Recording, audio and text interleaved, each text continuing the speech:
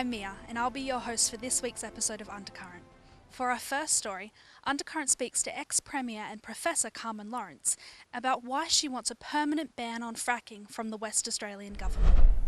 I'm here today with Professor Carmen Lawrence at UWA, and we're talking about the open letter that 30 Australian scientists have put together to the government to plead their case regarding this fracking and banning it across the state. Carmen, how are you today? Very well, thank you. Excellent. Tell us a little bit about this fracking ban and the 30 scientists, which you're one of, that have come together to put this open letter. Well, your viewers might remember at the last election, the state government was asked to commit to put a moratorium on fracking, indeed to ban it. Now, they did for part of the state, for the southwest and parts of the metropolitan area, and what remained is the Kimberley and the Midwest region, around where I grew up. So while there's a moratorium on that at the moment, there's an inquiry going on, and our letter was designed to put information into the process of examining the consequences of allowing that fracking to proceed. For people that don't really believe much in climate change, how else is fracking bad for the environment, and particularly for Western Australia? Well, when people say they don't believe in climate change, I guess one of the things that scientists in this case, I'm not a climate scientist, but I work with people who know it extremely well. It's not a matter of belief, it's a matter of fact. And what we're saying with fracking is that this is so-called unconventional gas. In other words, it's not offshore gas. You have to go down into the bedrock, and you have to blow it apart in many cases and inject chemicals and water. The technique varies depending on the type of gas you're getting at, but it's an industrial process. It has a big impact on the landscape as well, and one of the things that I've been interested in is what happens to communities when you bring in the trucks, the pipes, the roads, the risks to water supply, the changes to landscape. Is that a good thing? There's no doubt that the sort of exploitation that we've seen in the US, which has often been pretty careless, it has to be said, has resulted in contamination of water supplies, has resulted in poisoning of water supplies in some cases. I had a look at all of the research in the United States and on the eastern seaboard on the effects of the exploitation of this gas on land, on communities. And what you find, if you compare a community with fracking with one nearby that doesn't have it, you find increases in alcohol abuse, domestic violence, depression, because people's lives are turned upside down. What was once a quiet rural landscape suddenly becomes an industrial landscape. So do you think we could learn in this case and ban fracking before it destroys lives? Well, I've been pleased by the fact that here the Labor government has agreed to ban it for part of the state. And I guess what we're pushing for is that they look ahead and say we don't need to exploit this fuel, but also in respect of the peerless place that is the Kimberley. I haven't spoken about the Indigenous connection with land and culture. I was chair of the Australian Heritage Council, and during that time one of the things we did was to list the West Kimberley on the National Heritage List because it's a precious, precious place, not only for its natural environment but for the connection that Indigenous people have with it. These are places that we don't want to destroy for the short term, and they are short-term benefits of exploiting a resource like gas, which is going to have all sorts of downsides as well. So let's think positively about what the Kimberley has to offer us, what the Wheatbelt has to offer us now, what other alternative forms of employment are available. There's an image by the Australian Institute here that we were talking about earlier. If you can talk us through that, is that a map of Western Australia? It is, yes. And I mean, this represents, I suppose, an extreme case. It's saying if all the unconventional gas in Western Australia was exploited, that would be equivalent to 120 new coal-fired power plants. And people understand, I think, better what damage coal-fired power plants can do. They often tend to think of gas as less of a problem, but it's a fossil fuel. When it burns, it releases CO2, so it contributes in a way that I think people will come to understand. I hope they're understanding. Well, thank you so much, Carmen, for your time and the insights that you've shared about fracking and the open letter that the scientists have put out. It's been my pleasure. Thank you. Thank you. Music is beneficial to growth, development, and the maintenance of physical and mental health. Kids World Music Day, celebrated on October the 5th every year, invites everybody to enjoy the benefits of music. Forte School of Music opened its doors to the public and Nikita was there.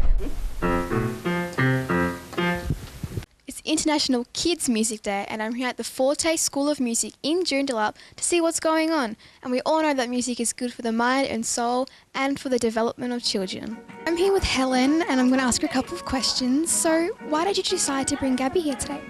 Well, I've brought her, I'm her nana, so her mum asked me to bring her because her brothers already go have piano lessons here. So she wanted to try it out, see if she's able to come now.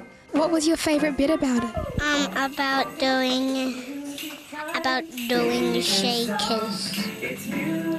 Was that your favourite instrument? Yeah, Do you think you'll be coming back? yeah. What do you think the benefits are for a start? I think the benefit will be the fact that she'll be able to get the basics before she moves on to the next class, because her brothers have now been coming, I think, 2 years, so they played very well at the concert, the concert that they had. What made you want to start this business? I love music, and I think music is a great part of people's lives, and I wanted to start my own business, so I thought, good idea. When did you start? About 4 years ago. In fact, our birthday is on the 13th of October this year, so we 4 years old. Do you play any instruments? I do play some guitar. I'm learning to play the bass guitar, and I've also learned how to sing, so one of the benefits of having your own school is that you can take lessons. What classes do you have here? We teach piano, we teach guitar, drums, vocals, ukulele, violin. We have African drumming as well. And we do classes for children in piano from about 5 to 7.5-year-olds. It's one group, and then 8-year-old plus. What inspired you to start your own school? Well, I wanted to run my own business. I was in corporate life for quite a while, and I just wanted to run my own business. So I got the experience of running my own business, and to start my own school, again, music is just a beautiful thing. Everybody's always happy with music. There's music's involved when you celebrate, whether it's a birth, a wedding, even a funeral. Music's all part of our lives, and so to be involved in teaching people music and watching them grow and develop with music is just a really rewarding thing. How many kids do you have in classes? So in the classes we have no more than 8. I like to keep them at about 5 or 6 because if somebody misses a class then they can come and do make up in one of the other classes in the week. Why did you decide to teach here? So when I wanted to teach the violin, I thought, well, it's really good to teach a lot of kids at once. I've been doing group violin teaching in different countries. Did it in New Zealand, in Japan, in other places in Australia. And now that I know that I'm living in Australia and in Perth, I thought Forte is a really good way to teach music to lots of people at once, and also kids learn better. What's really good about Forte is that what we do is we take the teaching styles of the past and we combine them into a really effective way to teach. It's sort of an amalgamation of different techniques which uses sort of things to do with brain neuroplasticity. It's got the Suzuki method. I kind of teach the Ida Cohen violin method as well. So I take bits and pieces, the best bits of all the other sort of teaching styles, and I combine them into a group class to be the most effective way to teach kids. Why is it important for the kids to start so young? Well, the brain develops mostly develops between the ages of when they're born until they're about 8 years old. It still does develop after that, but before 8-year-olds, and particularly in early childhood, all the stimulation you can give a child, it just makes all the connections in the brain and the synapses and so on. So the brain starts to develop a lot more, and music is one of the only activities that uses every part of your brain. So it's about the listening, it's all the senses, and so the more you can stimulate them, the quicker they develop. It helps them with development of language, patience, resilience, socialises them. How were you involved in the International Kids Music Day? Well, I heard it was happening, and in fact I was contacted by the people who were organising it and asked if I wanted to be involved. So I was having this open day today, and I thought, what a great way to celebrate International Kids Music Day. And so that's how I got involved. International Kids Music Day for everyone. Nikita for Undercurrent.